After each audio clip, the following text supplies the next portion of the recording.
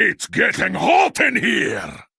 Hey guys, so we're here with the third card review, and we got a lot of cards to review today. At this point now, all the cards have been revealed, so I'm going to catch up the cards that we haven't seen yet, and then we'll do some kind of closing thoughts at the end about what cards I feel are more impactful for this expansion that you want to look out for, and we'll kind of cover what I think the better decks are looking like they could be, even though some of them aren't clear yet. And then there will also be a bunch of filler cards today.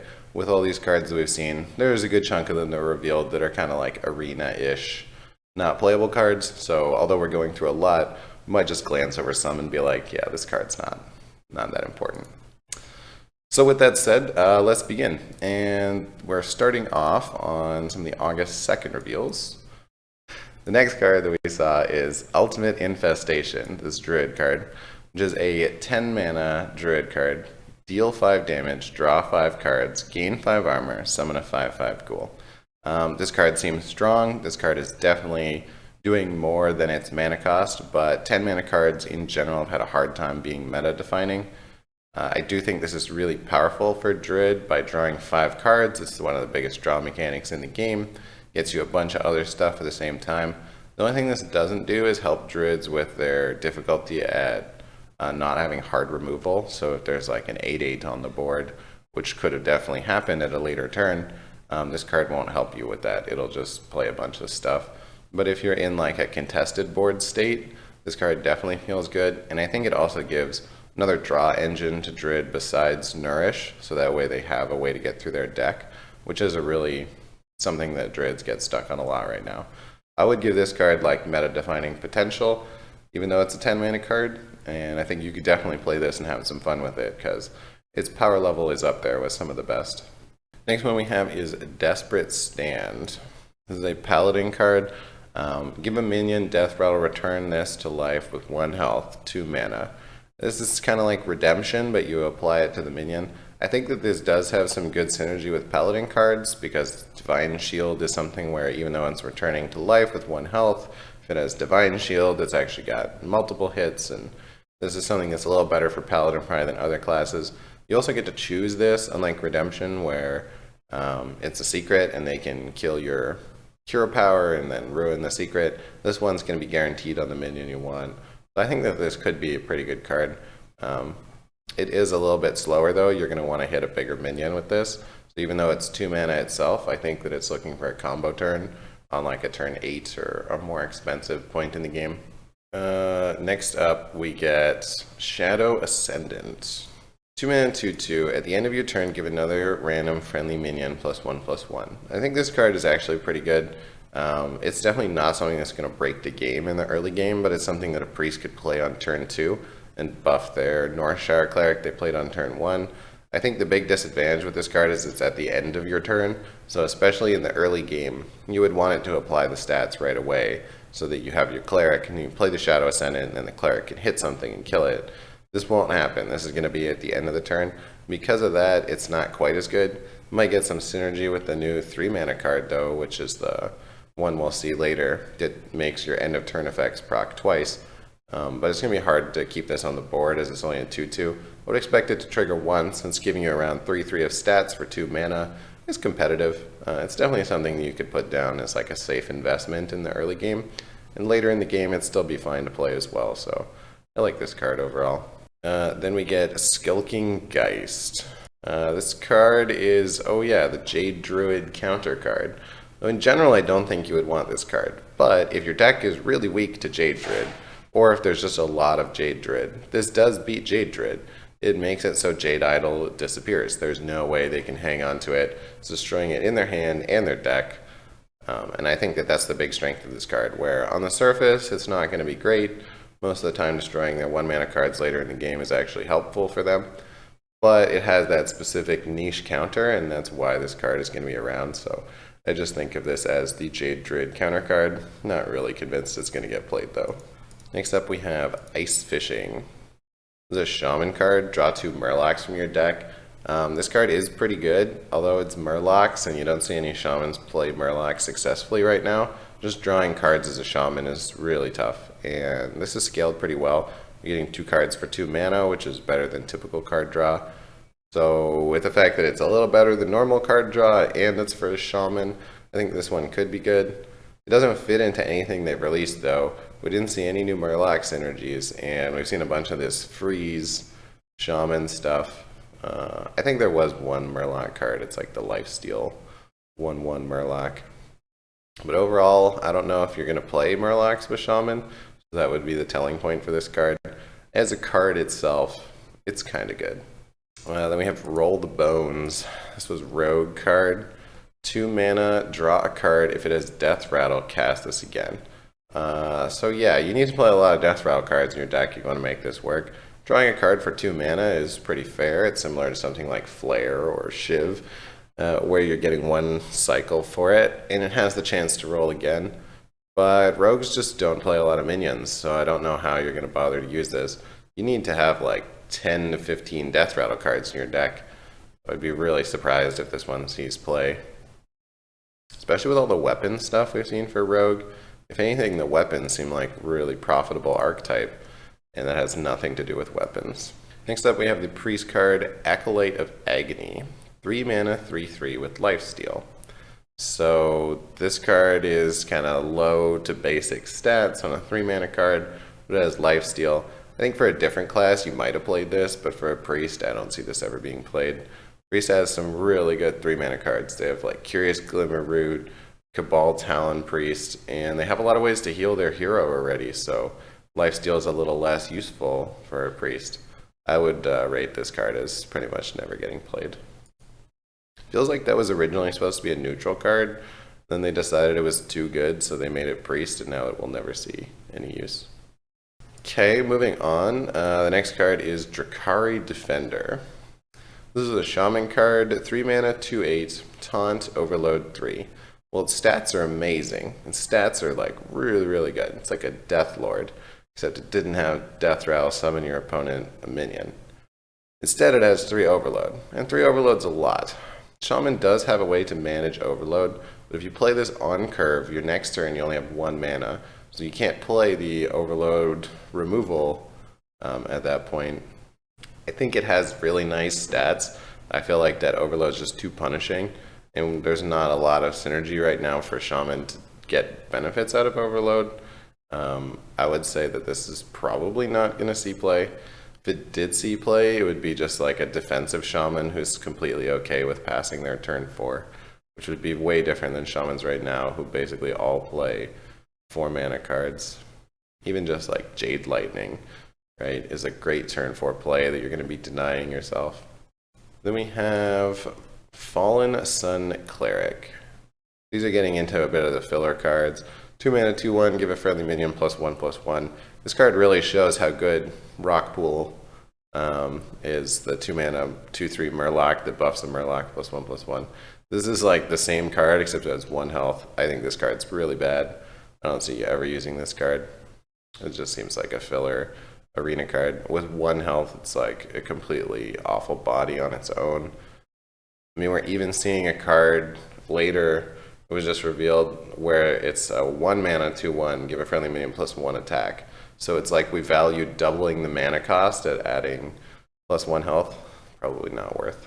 Then we have the Priest Death Knight hero, Shadow Reaper Anduin, and his hero power Void Form. So Shadow Reaper Anduin says, Battlecry, destroy all minions with 5 or more attack for 8 mana. So it's like a board clear. If your opponent has a bunch of big stuff, this really relies on if your opponents aren't playing a bunch of big stuff. In the current meta, this would be kind of useless, where your main opponents are like Aggro Druid, Pirate Warrior, Rogue, and Mage. And none of these classes are playing a lot of 5+ attack minions. There might be 1 on the board at some point. This is also going to kill your own 5+ attack minions, and Priest is kind of one of the classes that wants to play more of those. So I don't really like the effect he gets when he comes into play. However, his Void Form hero power is really good.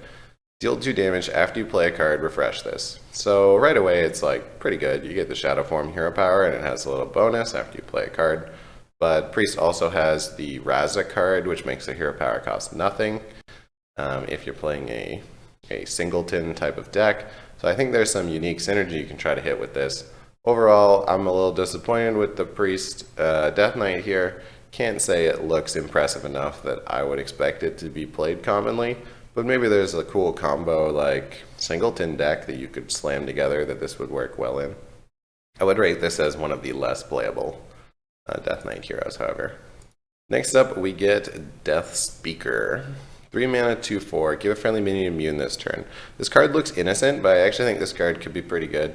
There's some weird combo-y stuff you could do with this card by giving a minion immune, and it's just generally not that bad. Like a 3 mana, 2/4 is only missing 1 attack on really good stats, and giving a minion immune is like giving it Divine Shield for that turn for trading. And if it was 3 mana, 2/4, give Divine Shield, I think it'd be amazing. So the only difference is it requires you to use the immune that turn, which is going to happen a lot of the time when you're doing early game trades. This card's like just low enough mana, I think it actually could see a good amount of play. And there are that potential for like really weird situational combo effects it's trying to do, so I think that's a pretty cool feature of the card too. I would definitely say this one could see some play though. Next up we have Play Dead. This is a Hunter one. Trigger a friendly minion's Death Rattle, 1 mana spell.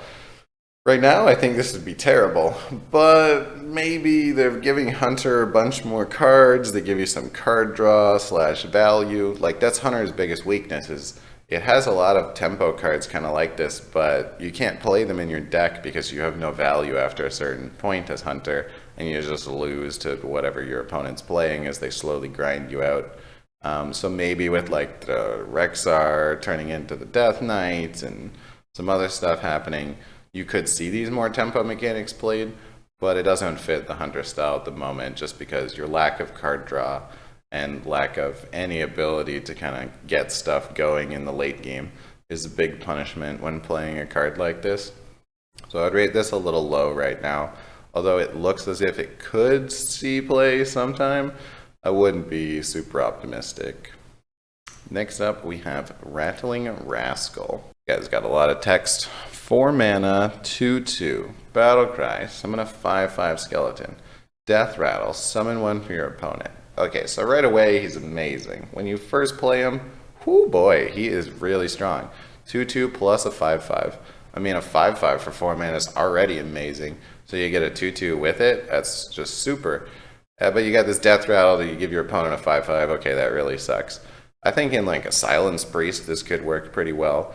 Or if you had like the Warlock card that gives your opponent a minion, that could be a cool combo. But you're not just going to be playing this on its own. This would be something where you really need to have a feature in your deck that's making it so your opponent doesn't get a 5/5 when it dies. Because if they do, it was not a good card at all. But yeah, if you like gave your opponent this card somehow after you played it, you're kind of giving yourself 2 5/5s, right? It might be a nice tempo scenario. Evolve is also a good idea where you could play this and then evolve, and then you're denying Death Rattle. You actually get some pretty sick minions out of that too, because this guy's a 4 mana one, so he goes to a 5. I could see it having some use, just its stats initially are so good, but you're not playing it as a vanilla creature. You're playing it with something else to make it work for you. Then we have Howl Fiend. Oh god, this card's really weird. So this is a demon, and it is relevant that it's a demon, makes it better. It's a 3 mana, 3/6, so its stats are really good for 3 mana, like beyond really good. Its stats are amazing for 3 mana. Whenever this minion takes damage, discard a random card. So yeah, I mean, Warlocks get some discard synergy, and maybe you could use it really well to do your Warlock quest early, but you're just going to end up next turn most of the time with no cards in your hand, right? Like, it's going to be pretty rare that you have any cards left in your hand after you play this. It does have one cool combo, I think, that you can play this and then use the, is it called Treachery? The Warlock gets a 3 mana card, gives their opponent their own minion. So you do that, and then suddenly you can make your opponent discard cards. That is really cool. And I think to me, that's the bigger feature of this card is, if you could, if you're in like a slow game and it's starting to stall out, give your opponent this card and suddenly screw up their whole combo. You know, you Howl Fiend into a Defile, which procs twice, and then suddenly they've emptied their hand of really important combo pieces that they've been holding the whole game. I think it's even better that it discards from their hand rather than their deck, like the other Warlock card. So that's the more interesting part of this card to me. I think as playing this card for just like quest completion, it could be alright, but I'm definitely looking to give my opponent this card and make them throw away stuff, because they couldn't really prevent it either. You could activate it all on the same turn if you had enough mana. That's kind of my thoughts for this guy. He's a pretty weird one, though. Next up is Frozen Clone. It's a mage secret, 3 mana, like all other secret. After your opponent plays a minion, add 2 copies of it to your hand. This is kind of like Arcane Intellect, where you're drawing some cards. You're drawing 2 cards for 1. But it's a secret, so you get some synergy out of it. I think the one thing that makes this card not as good is that it's triggering off something your opponent's already playing around. When a mage plays a secret, you got to test to see if it's Mirror Entity or Potion of Polymorph already, so you don't play a big minion, you play a small minion. And that means you might get something really bad out of Frozen Clone often, just because they're incidentally playing around other mage secrets. But it's a secret, adds more secrets. I think it also does make the random pool of mage cards a little worse, but it's a value-driven card, so if you're stuck and you don't have a lot of stuff and you Primordial Glyph, you could get Frozen Clone, and then maybe next turn you'll have even more things to play. So it's not the worst random card ever. Could be okay. I don't see it really getting played on its own, but as a random card I bet it shows up to have some value. Next up we have Shadow Essence. 6 mana, summon a 5/5 copy of a random minion in your deck. Poop. Why would I want this? 6 mana for a 5/5? Like, maybe I hit Ysera or a Northshire Cleric, but maybe I just hit something that doesn't do anything good. And 6 mana for a 5/5 is really bad. Feels like this card was originally 5 mana, and then they didn't think it was going to be balanced, so they made it 6 mana, and now it's just poop. I would rate this card as poop. I don't see this ever getting played. It's just so specific, and you don't even get to pick the minion. It's a random minion. You get the mercy of RNG as well. Next we have Breath of Syndragosa. This is a mage card. Deal 2 damage to a random enemy minion and freeze it. I think that this could be good in your own deck if you were building like a tempo freeze deck. And they've built a lot of cards this expansion that kind of want to make a tempo freeze deck, but tempo freeze decks have never happened. So by that I mean like deck which plays early game minions and tries to freeze stuff. That's never happened in Hearthstone's history. They've tried a bunch of times, and this just hasn't happened yet. If it happens, I bet you play this card. If it doesn't happen, this card is just a nerf to mage, because when you get a random card, you get this card. It's really low value. It's a 1 mana like cheap spell that doesn't do much. So in that sense, I think it's kind of a nerf to mage, but it could be really good if tempo freeze does find a way through the cards they've added this expansion. So I'm on the fence with this one. As a random card though, it's not what you want to see. It's got no value to it, unless you happen to also get a Shatter. Next up we have the Warrior Legendary Rotface. Boy, his artwork is really pretty gross, isn't it? Whew. 8 mana, 4/6. Whenever this minion survives damage, summon a random legendary minion. Well, his stats are super bad. 4/6 for 8 mana is really bad. But whenever he takes damage, he summons a legendary. That's pretty good. I don't know what the average value of legendaries are right now, but I think that this card could get played if the damage own stuff warrior deck gets played. They did put a bunch of that stuff in. It's the best way to get Nozdormu right now, so in that sense I'm kind of happy about it. I'd give this card like a playable, assuming the rest of the deck is playable. If the rest of the deck is playable, where you're damaging your own stuff really commonly, yeah, it could totally be good. If the rest of the deck is not that good, this card's just going to be dust. As on his own, without the synergy, he's really not doing much for you. Next up we have Bone Drake. 6 mana, 6/5, death rattle, add a random dragon in your hand.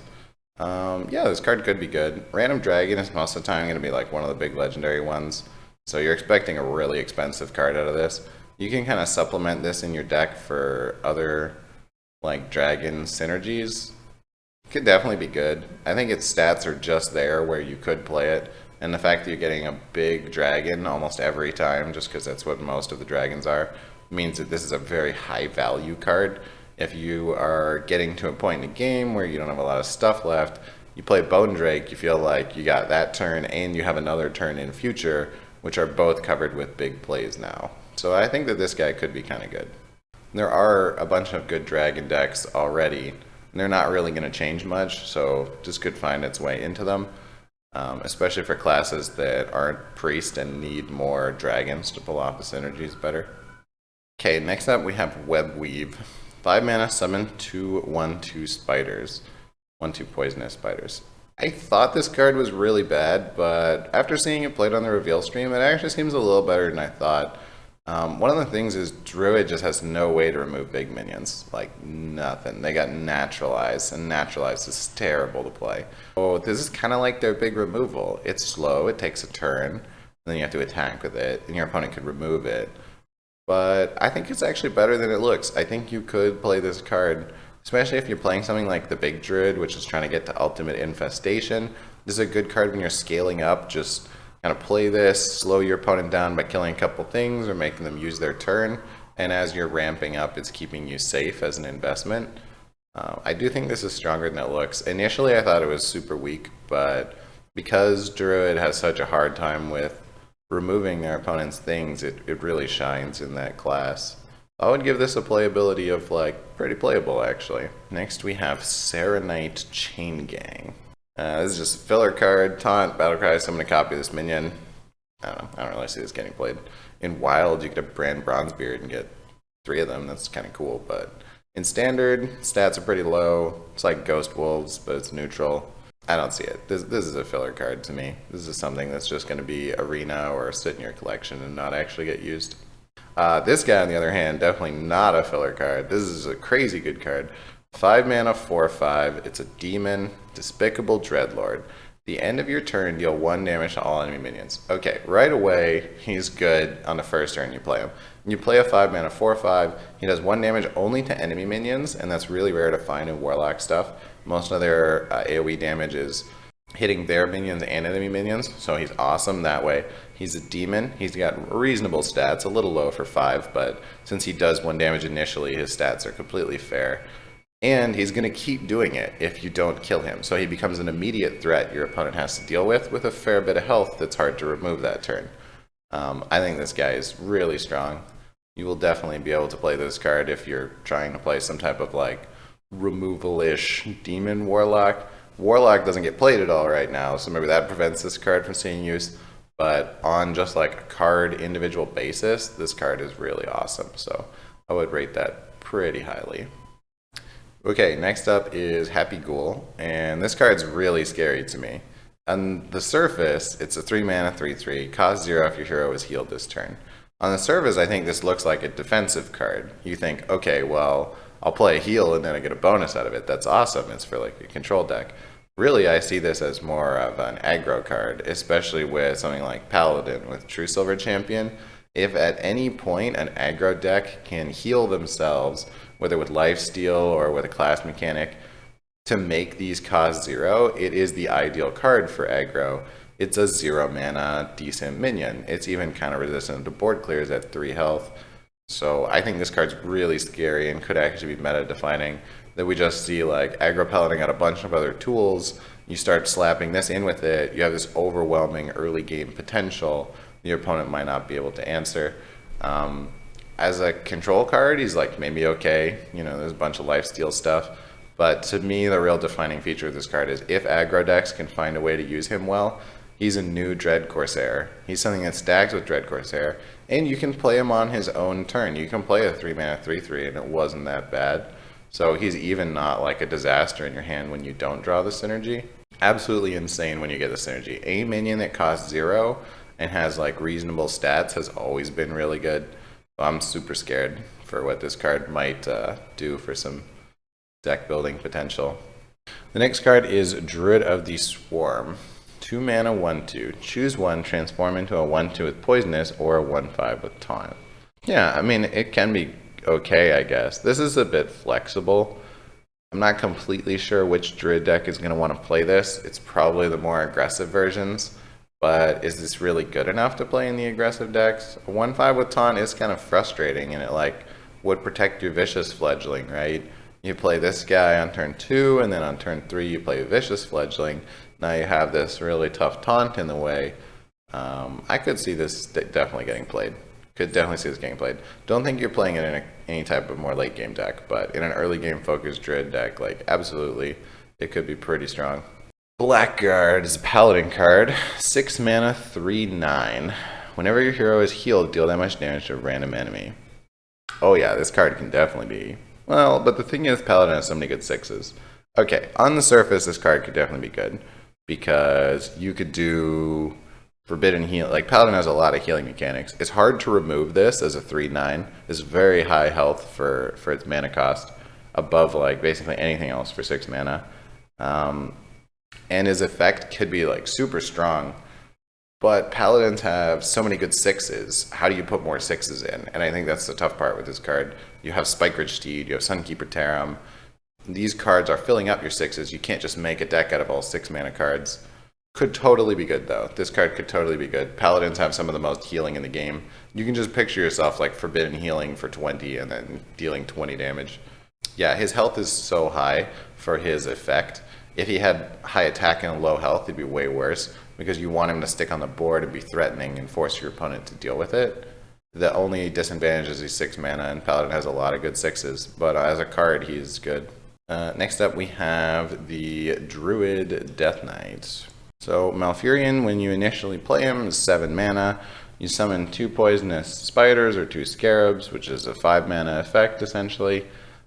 His initial effect isn't that strong, but he's not a lot of mana, and especially for Druid, getting 7 mana is going to happen pretty often if you're ramping up. So you might be able to do this early, like on your opponent's turn 5. His initial thing is probably like fair enough that you could get it off. His hero power is basically just an upgrade over your normal hero power. Instead of having 1 attack and 1 armor, you can either gain 3 attack or 3 armor, which makes it more flexible. I think this one's very middle of the road. It's like you could play it, and it's not really bad for any Druid deck to play this card. You can just slap it in if you're going to that much mana. But he's not game-winning enough that you need to play him either. So I think it'd be easy to skip this one in your Druid decks and just not play him because he's kind of so middle of the road. Like, why are you actually including him?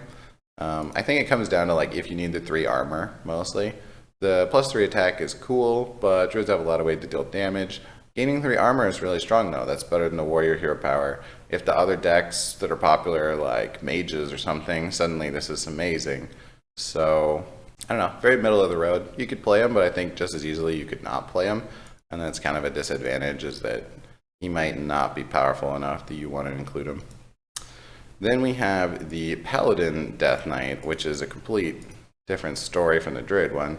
The Paladin Death Knight is a 9 mana Battlecry, equip a 5/3 lifesteal weapon. And his hero power becomes the 4 horsemen. Summon a 2/2 horseman. If you have all 4, destroy the enemy hero. Okay, I wonder if this goes through Ice Block to destroy the hero. I feel like it might, but I don't know if that works.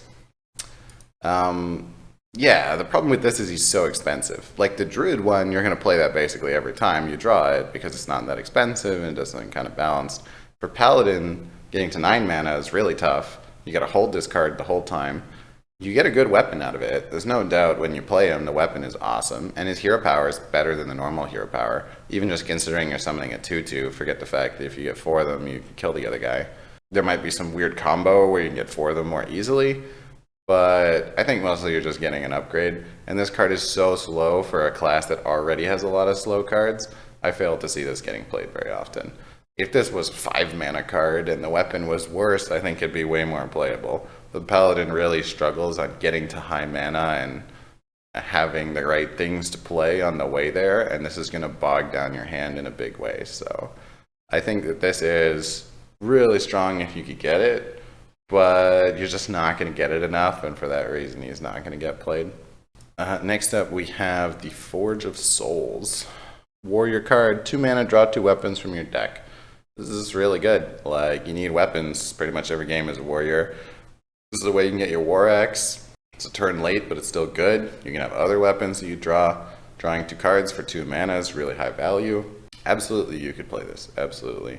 Weapons are just one of the better cards in the game. Being able to specifically get those on an early turn is really rewarding. And this could also be used by aggro decks even. You could use this in aggro decks because you have so many bigger weapons.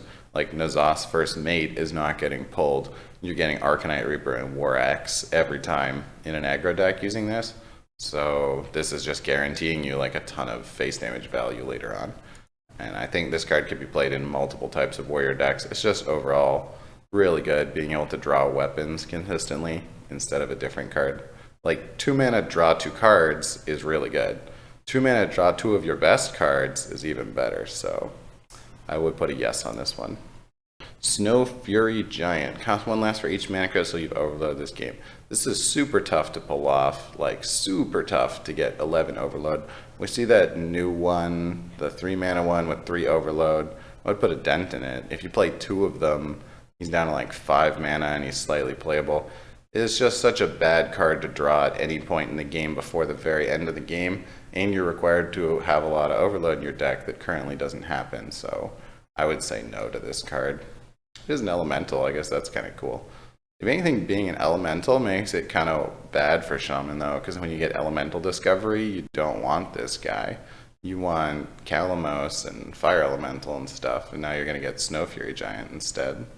Okay, then we have the final, like, I don't know, 30 cards or something, and a lot of these were revealed at the very end, and a lot of these are just kind of filler cards, so we might go through some of these quick, just be like, nope. And this one's a good example. Night Howler, 4 mana, 3/4. Whenever this minion takes damage, gain 2 attack. Nope. It would need to take damage at least once to even have base vanilla stats, and then beyond that point, like, it's really unlikely I can make this minion take damage twice and actually stick around on the board. I would put a big no on this for constructed. Then we have 3 mana, 4/4, Hyldenir Frostrider. Battlecry, freeze your other minions. So if you have nothing else, I guess he's kind of okay. I don't know why you'd want to freeze your other minions in any scenario right now. It's not freezing your enemies. If it freezed all minions, maybe it'd be cool, but this is a nope to me. The only time you'd want to play this is if you have no minions, which is like arena exclusive. Even then, it wasn't that good. Like, you could have had a 3/4 with an effect on it. Next is Avalanche. Okay, this card's a little better. Freeze a minion, 4 mana, freeze a minion, deal 3 damage to adjacent ones. So they're pushing this Shaman freeze style. I don't know if the freeze style is playable. They put a lot of cards in for the Shaman freeze style, this expansion. Like what, 5, maybe almost 10 cards now. This synergizes with Shaman freeze. Initially, this does 6 damage, assuming it hits 2 minions. So it's as good as Fireball, but it's split. And it also freezes something. The only thing is your opponent needs to have a bunch of minions. So that's its disadvantage. I think this card could absolutely be strong. 4 mana, just like deal 3 damage to 2 minions is pretty good. And then you get the freeze out of it too, which maybe has some synergy. Like, you might even play this in the non-free Shaman decks, depending on if your opponent is playing stuff that floods the board a lot. But it's not going to be good against something like a freeze mage, right? You're not going to use it because they won't have multiple minions on board. This one's playable though. This one's definitely playable. Arthas. Okay, Arthas is really good, but it's hard to talk about him without looking at the Death Knight cards. I'm just going to say Arthas is one of the ones I think is more defining for this expansion, but we're going to talk about it more when we get to the Lich King, because that's when we're going to talk about all the Death Knight cards. So let's wait a second and just put Arthas on ice. Ba-ching. And then we'll talk about him once we are looking at the Lich King and the Death Knight cards. But I'll just tentatively say Arthas and the Lich King, I think, are 2 of the things that are kind of meta-defining for this expansion, because the Death Knight cards they get are so much above curve that they're something you can play towards. Okay, then we get the Lich King. So let me just see here. So the Lich King himself is an 8 mana, 8/8 taunt. At the end of your turn, add a Death Knight card to your hand. In short, the Death Knight cards are all better than their mana cost, like significantly better. They're kind of like Ysera cards, where Ysera Awakens is obviously worth way more than 2 mana, but you get it out of a minion, and it's kind of a late game minion, so they scale it for that. And some of these Death Knight cards are just no-brainer good, like Death and Decay. It's a real easy one to see that's way above its mana cost. 3 mana, deal 3 damage to all enemies. It's not hitting your own minions, it's dealing as much damage as its mana cost, and it's also hitting the hero. Like, wow, what an amazing card. If you could play this card, every class would play this card. or Army of the Dead. Some of them are a little weirder, right? Where it's not as clearly good, but it's still good. Army of the Dead, remove the top 5 cards of your deck, summon any minions removed. Like, in theory, you could get 5 minions for 6 mana, and that's just insane. Even if you got 3 minions for 6 mana, they could be a 10 mana minion. It's completely depends on what you drew there. So that is a bit up to deck building, but absolutely is worth more than its mana. Rather than talk about them each individually, take a look at these Death Knight cards. You'll realize every single one of them is way better than its mana cost and are really good from the perspective of a deck builder. So Arthas and the Lich King giving you these Death Knight cards are something that I think is meta defining. It'll be something you can almost build your deck around, where you're working towards, getting these cards so that you can try to win the game or have an out by using them. Do I need to say more about this? These cards are good, and these are something that you're going to want to play a lot of. You're going to have to get them, though, and Arthas, for example, is 2/2 for 4 mana. His stats are really bad. So playing him and getting this card is an investment you need to be able to afford in your deck, which is the harder part. Once you get these cards, you're really happy. And that's kind of all I need to say for them for now, I think. Just that these are way stronger than you'd expect from normal things you'd get out of a minion, and that makes those cards super good. So yeah, I'd give a thumbs up to Lich King and Arthas as both very playable and something you could even have in like a huge portion of the decks that are kind of more late game decks in the next expansion. Okay, so moving on. Furnace Fire Colossus. 6 mana, 6/6. Battlecry, discard all weapons from your hand and gain their stats. This could actually be kind of good, especially with the draw weapon card from Warrior. But I would say in general you don't want to discard your weapons, because weapons are really strong. They're some of your best cards.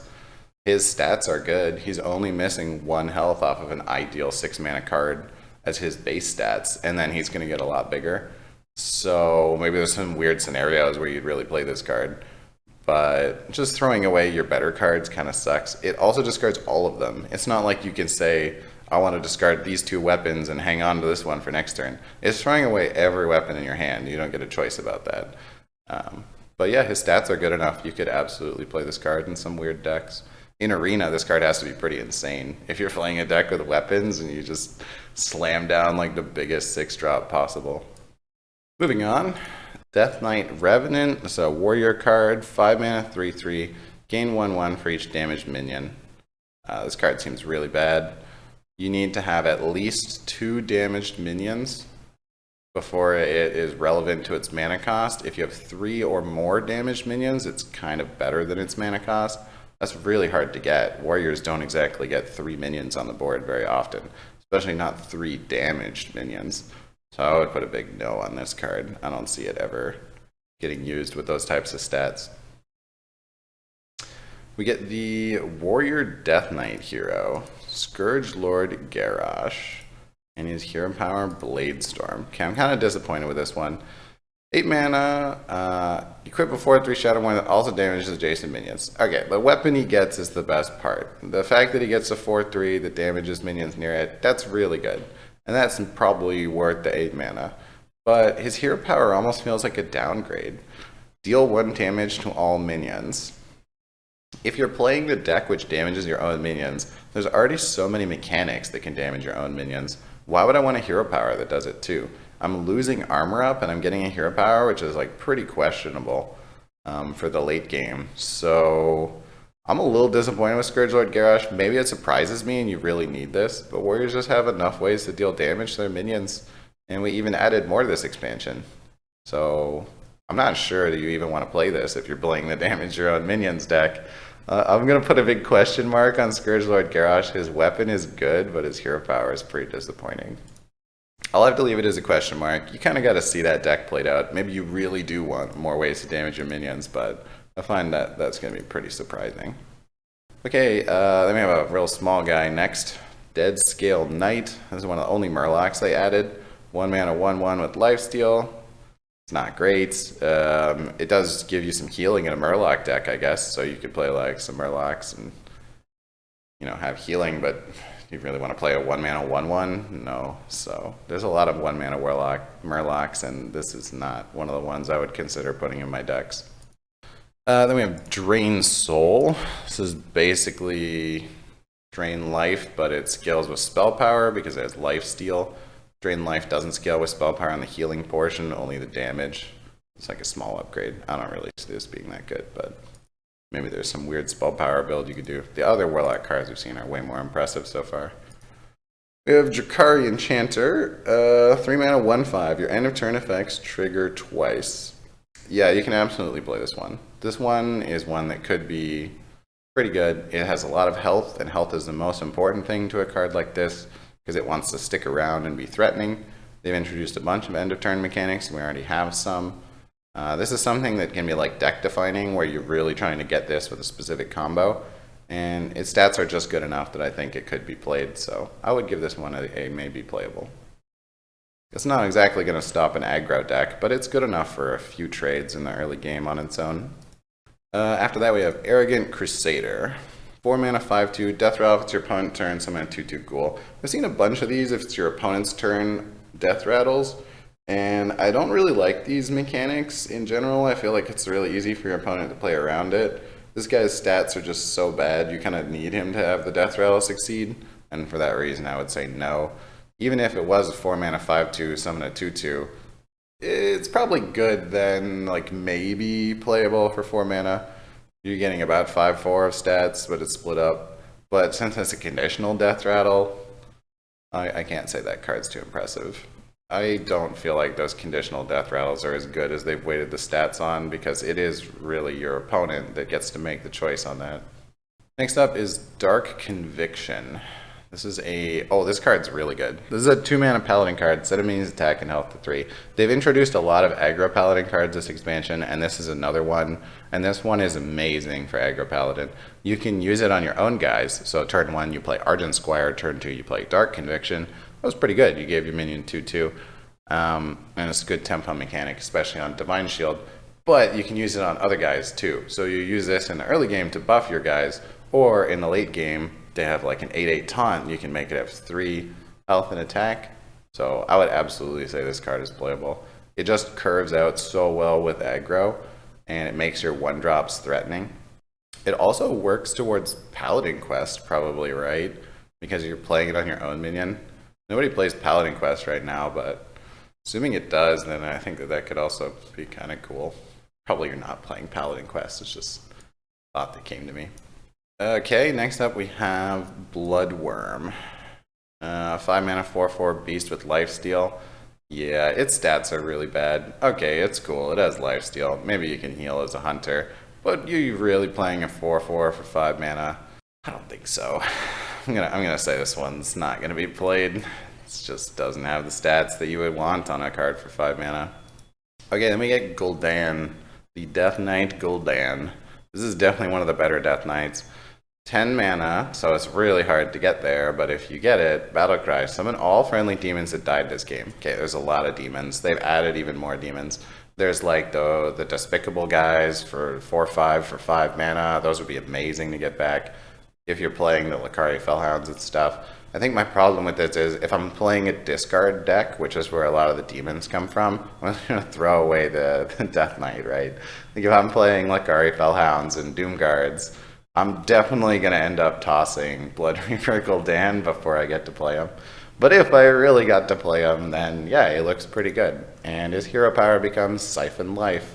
Lifesteal, deal 3 damage. Like, absolutely. Dealing 3 damage for your hero power is amazing, and it just has lifesteal on top of that.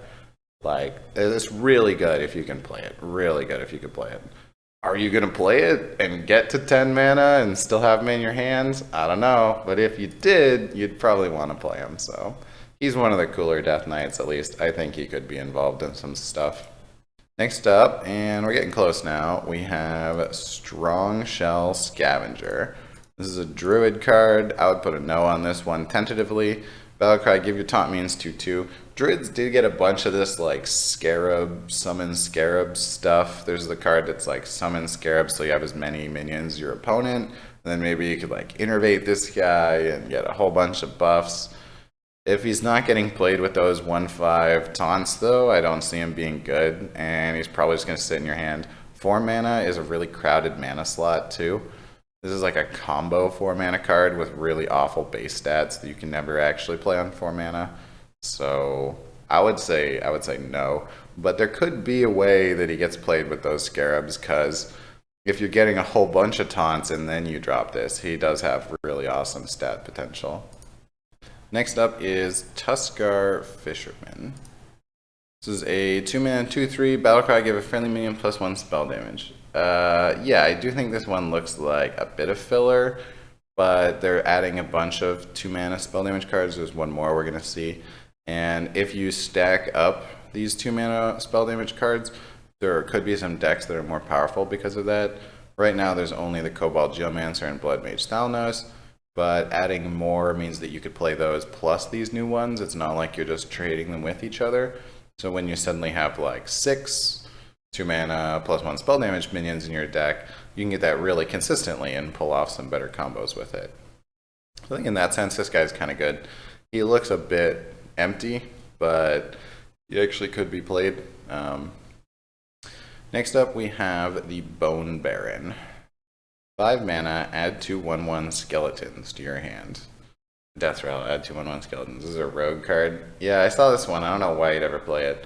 If it was giving you spells, like, that'd be good for a rogue. But 1/1 skeletons seem pretty useless for a rogue.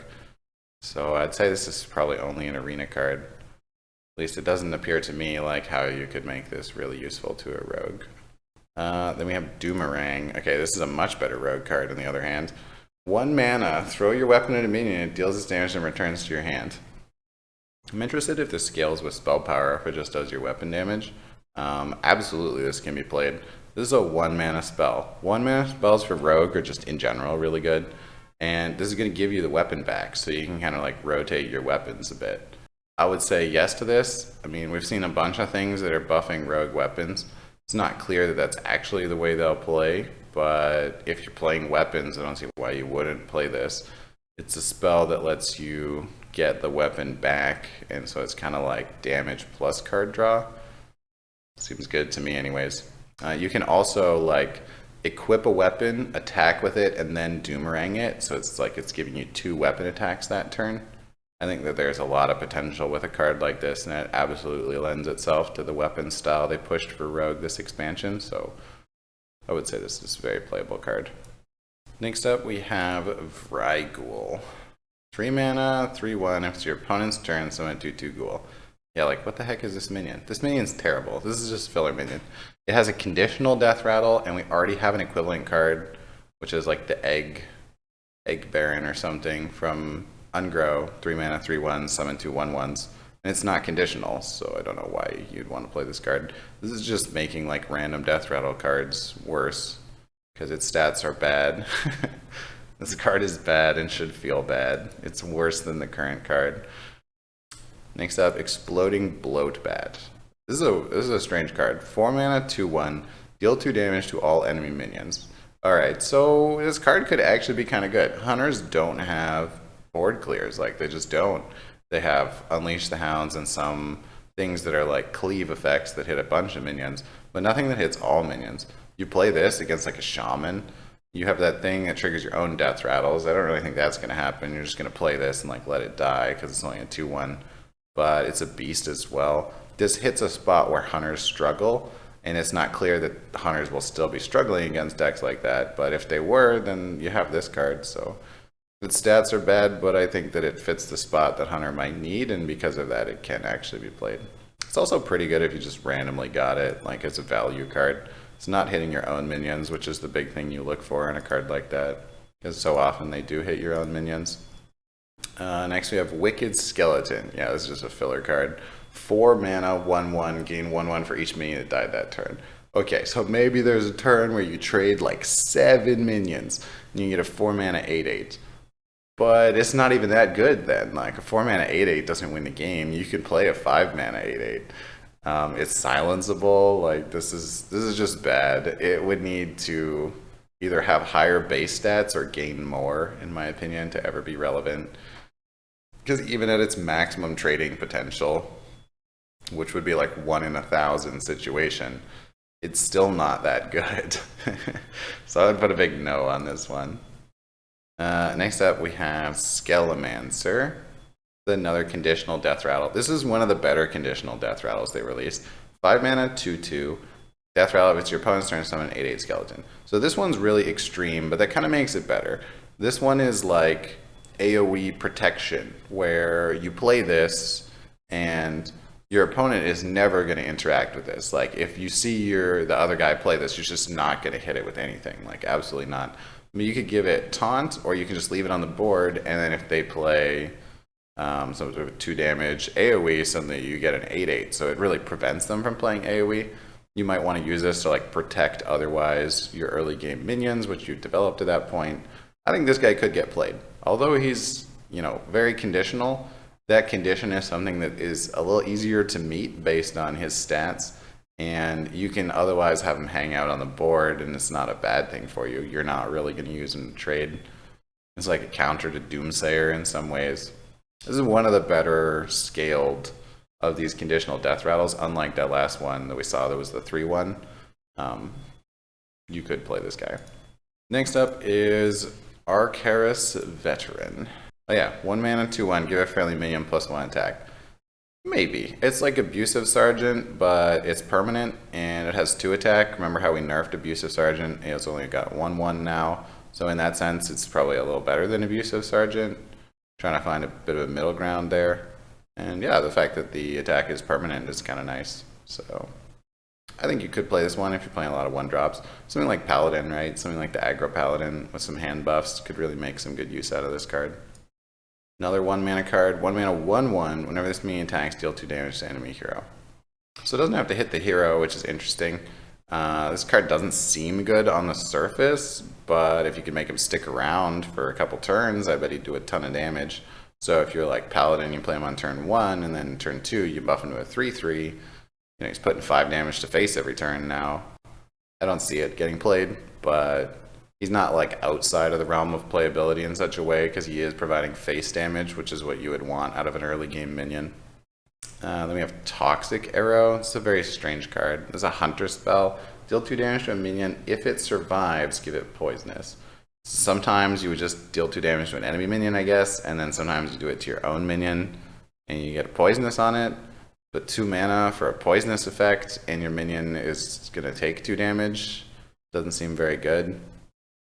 Am I missing something with this card? It seems rather bad, but maybe I'm just not putting it all together there. If you guys can think of a cool combo with some of these cards, feel free to leave a comment. I always like to read your thoughts on it as well. I don't see that one though. Next we have Nash. This is a Druid card. Give your hero +3 attack this turn, gain 3 armor. This is a lot like Feral Rage. I think the cool thing of this is it's giving Druid more removal, and Druids kind of need some more removal. It's not hard removal, but +3 attack for 3 mana. It's not bad. You get the armor out of it, which isn't super useful. It kind of just makes an even trade if you're hitting something. I don't know if it'll really get played over Feral Rage, but you can play this and Feral Rage just to always have some more 3 mana removal. It's not a bad card though. Be definitely a fine card to pick up in Arena or something. If you were offered it, you'd be quite happy. Then we have Death Axe Punisher. This is another filler card. 4 mana, 3/3, Battlecry, give a random lifesteal minion in your hand +2/2. This card's just, there's so many things wrong with it. It's 4 mana for 3/3, so its stats are bad. If you consider the stats it's adding, it's probably about fair stats for 4 mana. The difference is it only adds it to a random lifesteal minion, and the minion has to be in your hand. If the minion could be on board as well, it would be a lot better. Or if you could pick the minion, I don't even think that would make it good enough to be played. Big no for me on this card. It's just not good enough. Then we have Keening Banshee. We're getting real close now. 4 mana, 5/5. Whenever you play a card, remove the top 3 cards of your deck. Okay, another no. Like what? It's only got 1 more attack than a Yeti, and there's a huge punishment on it. Why wouldn't I just play a Yeti? Is it being 5 attack really worth me losing like 9 cards out of my deck? Probably not. Then we have Spectral Pillager.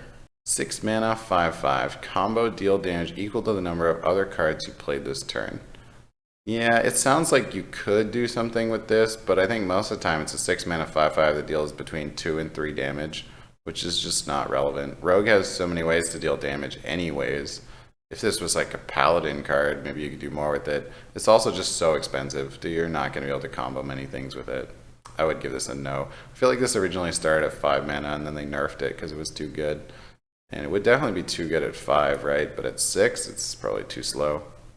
It's a big difference moving it to 6 because it's competing with Auctioneer. Now we have Tainted Zealot.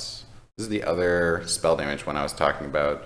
2 mana, 1/1 Divine Shield spell damage plus 1. These spell damage cards for 2 mana don't look impressive, but when you stack them together, they get better. They make your deck more consistent to have spell damage more often. So I think that this one could be good in some type of deck which is using spell damage.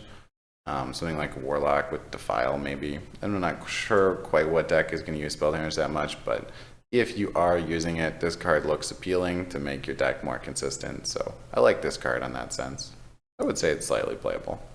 Now we have Venomancer. 5 mana 2/5 with Poisonous. Yeah, this card's kind of playable. In Arena, it's really good. In Constructed, you're mostly just looking at how much health it has. As soon as it has Poisonous, its attack doesn't matter. It's going to kill everything. It's kind of like it's an 8/5 for 5 mana that just doesn't go face. And an 8/5 for 5 mana is not bad, so I think you could play it. It's just too much of a filler card. You're not getting synergy off of it, so you're unlikely to see it. But it's not bad in any way. It's a fair card. Then we have Spellweaver, 6 mana, 4/4 plus 2 spell damage. I don't see this one getting used. If you're playing spell damage, you normally want the minion that's giving you spell damage to be very low cost so you can combine it easier. This is not going to stick around on the board as a 4/4. You might as well just play the 4 mana one that does the same thing as a 2/2.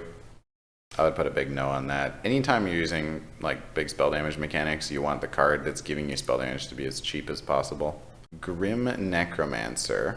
4 mana, 2/4, Battlecry, summon 2 1/1 skeletons. Its stats are like fair enough, but you're gonna have to use the extra tokens. Well, I don't think this is a card that on average is gonna get played, but it's, you know, it's not a bad card. It's just kind of too filler, middle of the road to really be impressive. It's not gonna beat like a Pirate Warrior that you had 2 1/1 skeletons on the board. And the final card, Grave Shambler. A lot of these cards in this last bit were not that great. They're just like the extra ones at the end.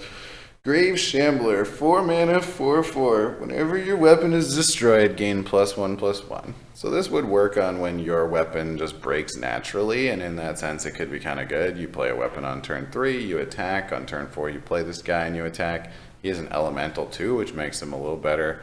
He's probably like a 5/5 on average. You need a bit of synergy to make him a 5/5, but elemental for 4 mana can be kind of useful. I just don't see it being impressive enough that you'd build a deck around it, but it's not as bad as some of the other cards we've seen. Okay, that was a long bit of card review, and thank you guys for sticking with me through that. Now that we have seen all of the cards for this expansion, I should have some final thoughts. I think my first final thought is that the Lich King and Arthas are the ones that seem most impressive to me. The Lich King and Arthas are the only ways you can get the Death Knight cards. And the Death Knight cards are all very strong, way above like what you'd consider strong. So it's worth it to get these Death Knight cards even if you're playing a slightly slower minion that turn. Honestly, the Lich King's probably good even if he didn't have Taunt, but him having Taunt's cool because he's a bit anti-aggro.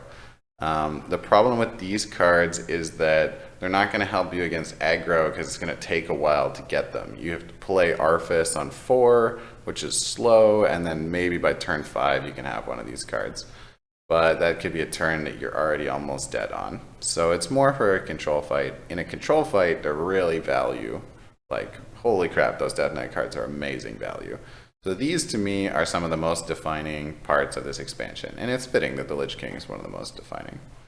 As far as the Death Knights go, honestly, a lot of the Death Knights don't seem that good. They're cool, and I'm totally going to try playing them, but something like Shadow Reaper Anduin, you know, I'm just not seeing it be played very much, or like the Valera Thrall's pretty good.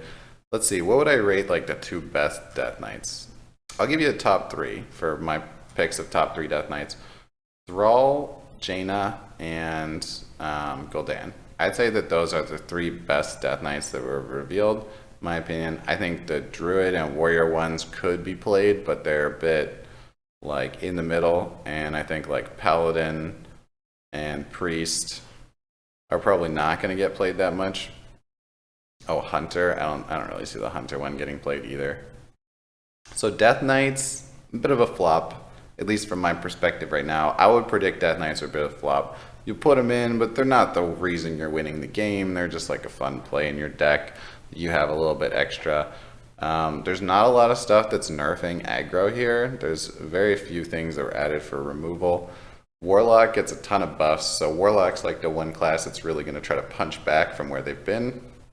Everyone else is getting like a different style of play rather than any direct buffs. Like Warrior gets the damage your minions style, Shaman gets the freeze style, but a lot of the current builds are not going to be going anywhere. Things like Freeze Mage, like where you just burn your opponent with Alexstrasza, or like Aggro Token Druid probably gets a slight buff if anything. So I'm not sure that we're going to see as much change as we would like from all these cards. Although a lot of them are pretty cool, they're just not addressing the current problems. My pick for like most upgraded deck would be Aggro Paladin, maybe Warlock, but Aggro Paladin looks like it's getting a lot better. They added a ton of stuff that can be used by Aggro Paladin in a variety of ways. Buff cards, minion cards, things are just going to make Aggro Paladin much scarier. Yeah, I mean, it's kind of where I'm at. I don't feel like this is going to slow down the meta much, and I'm a little sad about it because there's a bunch of really cool cards here that I'm not sure are actually going to see play just because things are going to be as fast as they were before. You're still going to have people innovating Vicious Fledgling, like that's not going anywhere. You didn't add any new things that are going to remove Vicious Fledgling for most of the classes. You just gave them 5 to 7 mana cards that they can try out a different late game strategy.